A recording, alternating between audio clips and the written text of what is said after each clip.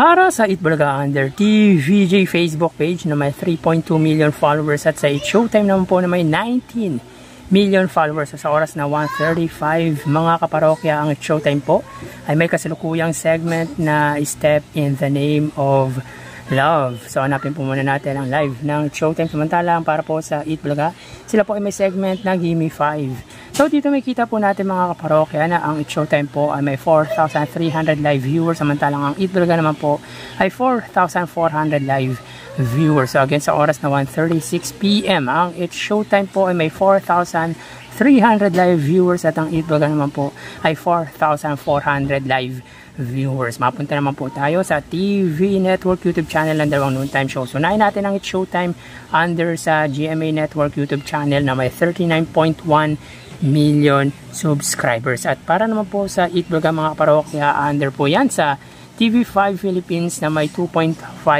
million subscribers. So sa oras na 1:36 PM ang It Showtime under GMA Network, sila po ay may 23,000 viewers. Ang Itbulaga naman po under TV5 ay may 12,000 live viewers. So again, sa oras na 1:36 PM ang It Showtime under GMA Network YouTube channel, sila po ay may 23,000 live viewers at ang Itbulaga naman po under TV5 ay may 12,000 live viewers. So mapunta naman po tayo mga kaparokya sa main YouTube channel ng dalawang noontime shows.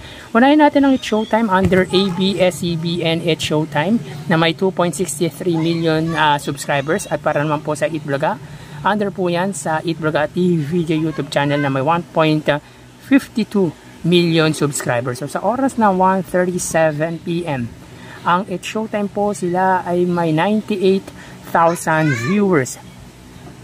Ang Itbulaga naman po, sila ay may 136,000 live viewers. So again mga parokya, sa oras na 1:37 PM ang It Showtime, sila po ay may 98,000 live viewers at ang Itbulaga naman po, sila ay may 136,000 live viewers. So bali ang total na nakuha ng dalawang noontime shows ay, mga kaparokya, bali ang total na nakuha po ng It Showtime ay 125,000 viewers at ang Itbulaga naman po ay 152,000 live viewers. So again, ang It Showtime po ay may 125,000 total live viewers at ang Itbulaga naman po ay 152,000 total live viewers. So pagdating po sa online viewership mga kaparokya ay umangat po or wagi po dito ang longest running noontime show na Itbulaga. So hanggang dito na lang po tayo mga parokya, magsiingat po tayo.